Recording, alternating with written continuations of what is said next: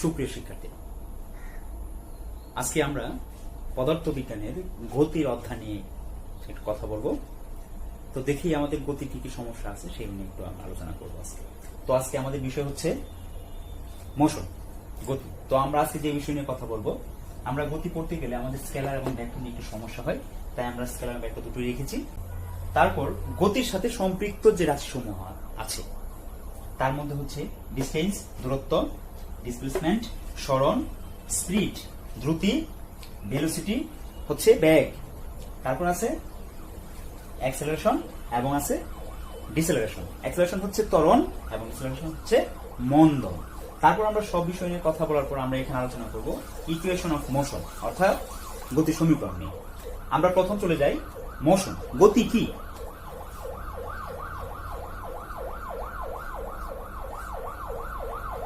গতি গতি হলো কোনো বস্তু যদি চলতে শুরু করে তাহলে সেই চলার সাথে তার যে অবস্থাগুলো সৃষ্টি হয় সেগুলোকে আমরা গতি বলে থাকি। তো গতি বিভিন্ন ধরনের হতে পারে। এখানে সে সরল পথে যেতে পারে, আবার সে বক্র পথে যেতে পারে, আবার দেখা গেল যে সে একটা বস্তুকে কেন্দ্র করে সে নির্দিষ্ট দিকে বারবার অতিক্রম করতেও পারে।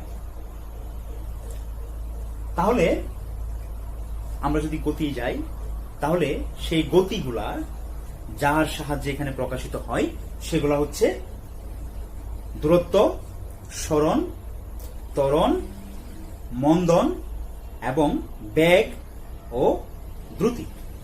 গতি গতি হলো কোনো বস্তু যদি চলতে শুরু করে তাহলে সেই চলার সাথে তার যে অবস্থাগুলো সৃষ্টি হয় সেগুলোকে আমরা গতি বলে থাকি। তো গতি বিভিন্ন ধরনের হতে পারে। এখানে সে সরল পথে যেতে পারে, আবার সে বক্র পথে যেতে পারে, আবার দেখা গেল যে সে একটা বস্তুকে কেন্দ্র করে সে নির্দিষ্ট দিকে বারবার অতিক্রম করতেও পারে। তাহলে আমরা যদি গতি যাই তাহলে সেই গতিগুলা যার সাহায্যে এখানে প্রকাশিত হয় সেগুলা হচ্ছে দূরত্ব, সরণ, ত্বরণ, মন্দন এবং বেগ ও দ্রুতি। তো এগুলোর সাহায্যে আমরা মূলত এই বেগটাকে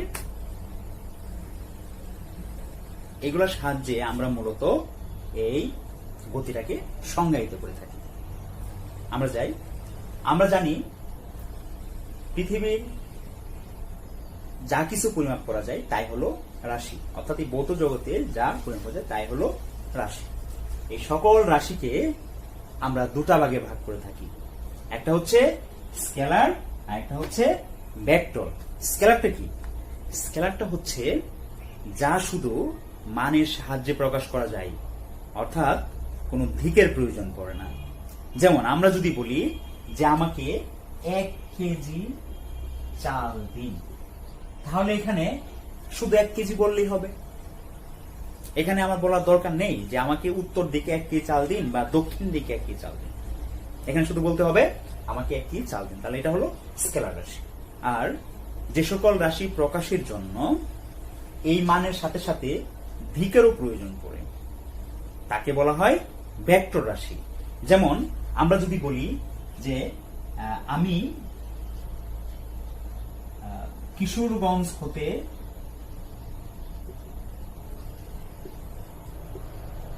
ঢাকার দিকে যাচ্ছি, তাহলে এখানে অবশ্যই দিক আছে। কিশোরগঞ্জ থেকে ঢাকা, কিশোরগঞ্জ হতে ঢাকা, দিকটা হচ্ছে ঢাকার দিকে। তাহলে আমার কি করবে এখানে? সরণ। তাহলে সরণ বলতে গেলে আমাদের কি লাগবে? অবশ্যই দিক উল্লেখ করতে হবে। তাহলে সেই ক্ষেত্রে আমাদের শুধু মান দিয়ে প্রকাশ করা যাবে না, তার সাথে আমাদের অবশ্যই দিকও দেখাতে হবে। তাই এখানে সরণ হলো ভেক্টর রাশি। তাহলে আমরা স্কেলার এবং ভেক্টরের মধ্যে পার্থক্যগুলো বুঝলাম। এখন আমরা চলে যাই গতির অন্যান্য আনুষঙ্গিক যার সাহায্যে এখানে গতিটা প্রকাশিত পাই সেগুলোর দিকে। তো আমরা বলছিলাম গতির সাথে সম্পৃক্ত রাশিগুলো হচ্ছে দূরত্ব। তো এখানে দূরত্ব আর হচ্ছে সরণ দুটো সমকাক্ষিক রাশি। দূরত্বকে প্রকাশ করা হয় কি দ্বারা?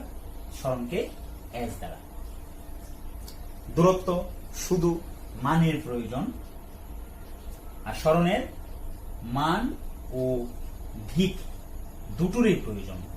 তাই দূরত্ব হলো স্কেলার রাশি আর সরণ হলো ভেক্টর রাশি।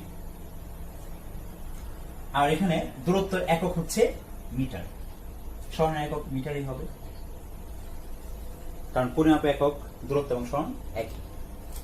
আমরা যদি এ অবস্থান হতে বিভিন্ন পথে আঁকাবাঁকা পথে যদি আমরা বি অবস্থানে এসে পৌঁছাই, সেই ক্ষেত্রে আমাদের কি হলো? এখানে আমরা বিভিন্ন পথে নির্দিষ্ট একটা পথ অতিক্রম করেছি।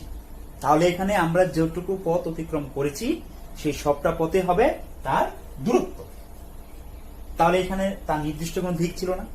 তাহলে যদি আমরা এ থেকে বি পথের মোট দূরত্ব 4 কিলোমিটার হয়, তাহলে আমরা বলবো যে আমরা মোট 4 কিলো পথ অতিক্রম করেছি। তাহলে এখানে 4 কিলো হবে তার মোট দূরত্ব। এখন আমরা যদি বলি আমি এতে ছিলাম, এখন আমার অবস্থান কোথায়? বি তে। তাহলে আমি যদি এ থেকে বি এর অবস্থান নির্ণয় করি, অর্থাৎ কতটুক দূরে সে অবস্থিত, অর্থাৎ তার সরণ কতটুক বসছে, তখন সেটা হয়ে যাবে কি? সরণ। তো সরণ হলে কি? এ থেকে বি এর দিকে, এ হতে বি এর দিকে। দ্রুতি হলো সময়ের সাথে বস্তুর দূরত্ব পরিবর্তনের হার। কি পরিবর্তনের হার? দূরত্ব পরিবর্তনের হারে হচ্ছে দ্রুতি। বেগ, বেগ হচ্ছে সময়ের সাথে নির্দিষ্ট দিকে সরণ পরিবর্তনের হার হচ্ছে বেগ। তাহলে পরিবর্তনের হার ডি বাই টি। বেগ পরিবর্তনের সময় সরণ পরিবর্তনের হার হবে এস বাই টি। তাহলে এখানে আমরা পাচ্ছি দ্রুতি v equal to d by t আর বেগ v equal to s by t. তো এখানে ডি কে আমরা প্রকাশ, ডির একক হচ্ছে মিটার আর সময়ের একক হচ্ছে সেকেন্ড। একই, সরণের একক মিটার এবং সময়ের একক সেকেন্ড। তাহলে তার দূরত্বের একক হবে মিটার সেকেন্ড ইনভার্স 1 আর সরণের একক হবে মিটার সেকেন্ড। বস্তু সরলরৈখিক পথে চলতে থাকে, তাহলে সেই ক্ষেত্রে দ্রুতি এবং বেগ একই হয়ে যাবে।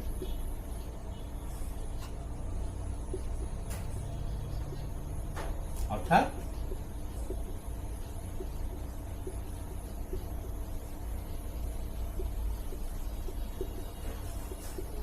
সরল রৈখিক পথে দ্রুতি এবং বেগ একই থাকবে। কারণ আমরা জানি যদি আমরা এ বিন্দু থেকে বি বিন্দুতে এসে পৌঁছাই, তাহলে এখানে দূরত্বও যা হবে সরণও তাই হবে। যেহেতু এক্ষেত্রে দূরত্ব সরণ একই, সেহেতু সরল রৈখিক পথে দ্রুতি ও বেগ একই হবে। আমরা নেক্সট কথা বলবো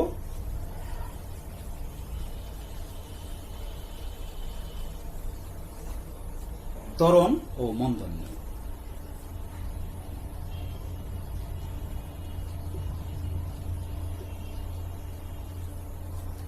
যদি কোনো বস্তু চলতে চলতে তার বেগ বৃদ্ধি ঘটায়, তাহলে নির্দিষ্ট সময়ে তার যে পরিমাণ বেগ বৃদ্ধি পেল সেটাই হচ্ছে তার ত্বরণ। আর যদি কোনো বস্তু চলতে চলতে তার বেগের হ্রাস ঘটায়, তখন নির্দিষ্ট দিকে ওই বেগের হ্রাসকে বলা হবে মন্দন। অর্থাৎ ত্বরণ হচ্ছে বেগ বৃদ্ধির হার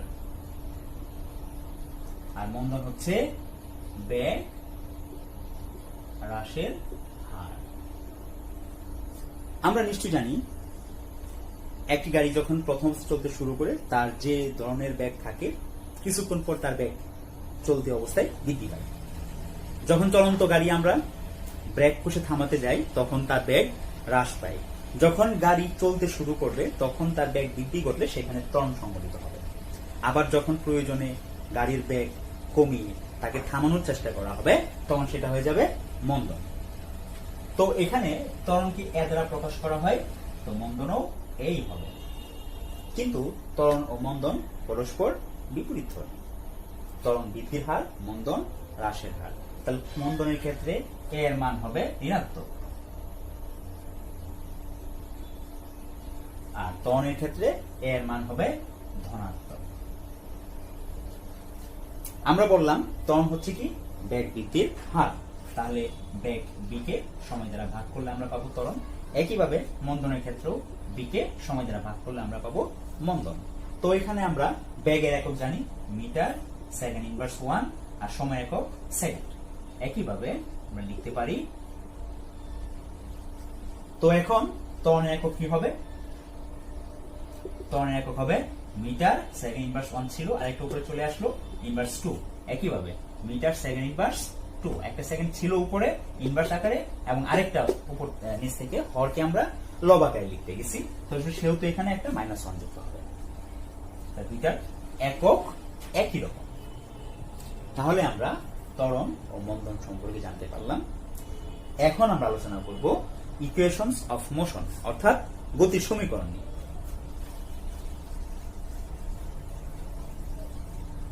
গতির সমীকরণ আমরা জানি গতিশীল বস্তুর কি কি থাকবে?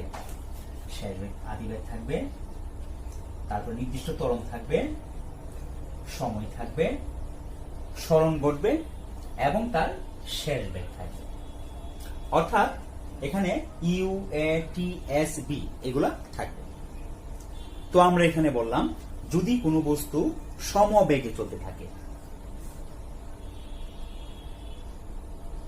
আমরা দেখি অনেক সময় একটা গাড়ি প্রথম যে বেগে যাত্রা শুরু করে কিছুক্ষণ যাবত সে একই বেগে চলতে থাকে, তখন সেই ক্ষেত্রে তার বেগের বৃদ্ধি ঘটে নাই, তাহলে এখানে কি ছিল? সমবেগ ছিল। তাহলে যদি একটি গাড়ি সমবেগে চলতে থাকে তাহলে সেই ক্ষেত্রে আদি বেগও যা শেষ বেগও যা, তাহলে সেই ক্ষেত্রে কি হবে? V equal to u. তাহলে সমবেগের ক্ষেত্রে আমরা বলতে পারি গড় বেগ ভি প্লাস ইউ বাই 2।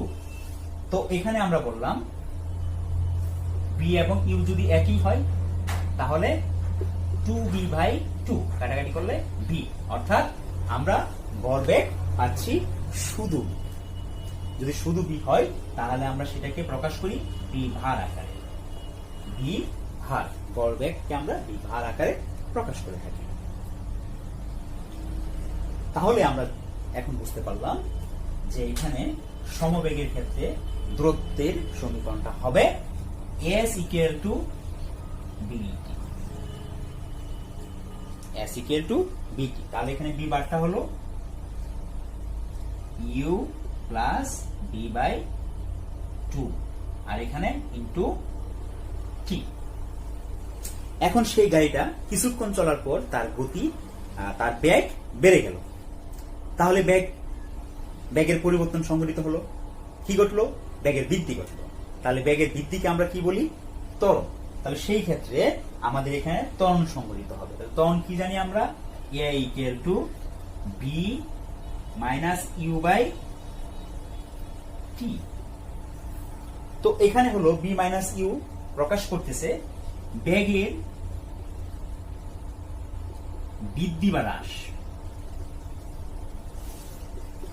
যদি আমাদের বেগের বৃদ্ধি বা হ্রাস বের করতে হয় তখন আমরা এখানে বের করি কি?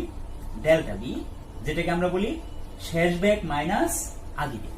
অর্থাৎ শেষ বেগ থেকে যদি আদি বেগ বিয়োগ করি তাহলে আমরা যদি ধনাত্মক মান পাই তাহলে বেগের বৃদ্ধি ঘটেছে, আর যদি ঋণাত্মক মান পাই তাহলে বেগের হ্রাস ঘটেছে। তাহলে এখানে আমরা বেগের বৃদ্ধি, তাহলে এই মানটা অবশ্যই ধনাত্মক হবে।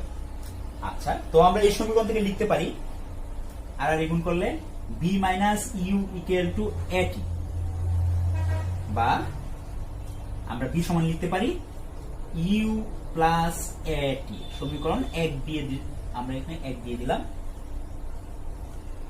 আমরা এটাকে 2 ধরি আর এটাকে যদি 1 ধরি তাহলে আমরা এখন 1 নং সমীকরণে যদি আমরা এই বি এর স্থলে এই মানটা বসিয়ে দিই তাহলে সমীকরণটা কি দাঁড়াচ্ছে?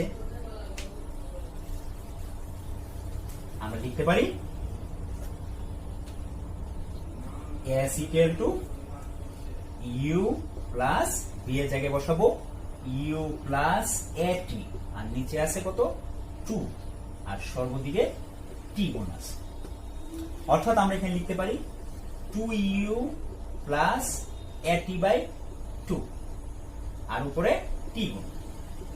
তাহলে এখানে কি হয়ে যাবে 2ut by 2 plus a t square by 2। তাহলে আমরা এখানে এটাকে লিখতে পারি ut plus half a t square. তাহলে আমরা এখানে খুব সহজেই সরণ বা দূরত্ব নির্ণয় করতে পারি এই সূত্র প্রয়োগ করে। অর্থাৎ যদি কোনো বস্তু চলতে চলতে তার বেগের বৃদ্ধি ঘটে অর্থাৎ ত্বরণ সংঘটিত হয়, তাহলে আমরা এখানে গতি সমীকরণটা হবে s equal two ut plus half a t square. যদি এখন আমরা সময় বাদ দিয়ে সমীকরণ নির্ণয় করতে যাই, তাহলে আমরা লিখতে পারবো, আমরা 2 নং সমীকরণে পেয়েছিলাম b equal to u plus a t, এটা আমরা 2 নং সমীকরণে পেয়েছিলাম। আমরা যদি এই 2 নং সমীকরণের উভয় পক্ষে বর্গ করি, তাহলে কি হবে b square equal to u plus a t whole square, কি করে বর্গ করি। তো এখন আমরা যদি a plus b whole square সূত্র লিখি, তাহলে কি হবে a square plus 2ab plus b square. আমরা এখন যদি u স্কয়ার ঠিক রেখে এখান থেকে 2a কমন নিই, কারণ এখানে a আছে, 2a কমন নিতে হবে। তো এখানে একটা বিষয়, কমন মানে হচ্ছে নির্দিষ্ট সংখ্যা দ্বারা ভাগ করা, অর্থাৎ আমরা যা কমন নেব তা দ্বারা ভাগ করা। তো আমরা এখানে যদি ভাগ করি, তো আরেকটা কথা, ভাগ করার পূর্বে আমাকে জানতে হবে যে সংখ্যাগুলা উভয় জায়গায় আছে কিনা। যদি থাকে তাহলে আমরা খুব সহজেই আমরা কমন নিয়ে যেতে পারি, মানে ভাগ করতে পারি। তাহলে এখানে আমরা 2a আছে, কমন নিয়ে গেলে এখানে ut থাকবে, প্লাস এখানে a চলে গেলে শুধু একই থাকবে, আর 2 দ্বারা 1 কে ভাগ করলে হয়ে যাবে half, half a t square. তাহলে আমরা এখানে পেলাম ut plus half a t square, যা আমরা এই গতির সমীকরণ থেকে পেয়েছিলাম, আমরা এই সমীকরণ থেকে পেয়েছিলাম। এখানে আমরা পেয়েছিলাম ut plus half a t square equal two s, বা s equal two ut plus half a t square. তাহলে আমরা এই সমীকরণ তৈরি করার জন্য আমরা এখানে 2a কমন নিয়েছিলাম। তাহলে আমরা এখন এখানে মান বসিয়ে দিই, তাহলে কি হবে u স্কয়ার প্লাস 2as, কারণ এখানে s equal two ut plus half a t square. তাহলে আমরা একটা সমীকরণ পেয়ে গেলাম, সেটা হলো b square equal to u square plus 2as। তাহলে এই ক্ষেত্রে আমাদের সময়ের প্রয়োজন নেই, তাহলে আমরা সময় ছাড়াই আমরা ত্বরণ, সরণ এবং আদিবেগের সাহায্যে আমরা শেষ বেগ, ল অফ ফেলিং বডিজ অর্থাৎ পরন্ত বস্তুর সূত্র সমূহ। আমরা জানি যদি স্থির অবস্থা হতে এবং নির্দিষ্ট উচ্চতা থেকে কোনো বস্তুদ্বয়কে ছেড়ে দেওয়া হয়, যদি সেগুলা বিনা বাধায় নিচে পড়ে, তাহলে সেগুলা সমান সময়ে সমান দূরত্ব অতিক্রম করে। সেই ক্ষেত্রে যদি বস্তু দুটি ভিন্ন বড় হয়, সেই ক্ষেত্রে তারা একই সময়ে ভূমিতে পতিত হবে। 2 নম্বর সূত্রটা হচ্ছে স্থির অবস্থা হতে বিনা বাধায় পরন্ত বস্তু যদি t সময়ে b বেগ প্রাপ্ত হয়, তাহলে সেই ক্ষেত্রে আমরা বলতে পারি তার বেগ সময়ের সমানুপাতিক, অর্থাৎ b সমানুপাতিক t। আর 3 নম্বর সূত্রটা হচ্ছে যদি স্থির অবস্থা হতে একটি বস্তু t সময়ে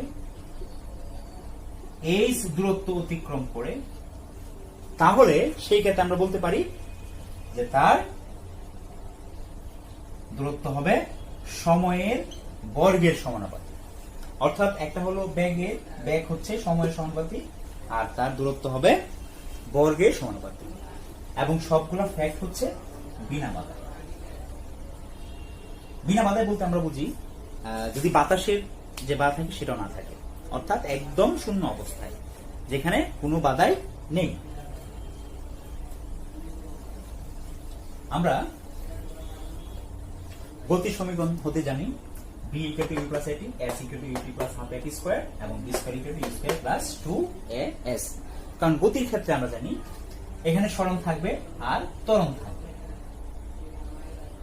কিন্তু যদি কোনো বস্তুকে উপর থেকে ছেড়ে দেওয়া হয় তাহলে সেখানে এর পরিবর্তে কাজ করবে অভিকর্ষজ ত্বরণ অর্থাৎ জি, গ্রেভিটি কাজ করবে সেই ক্ষেত্রে।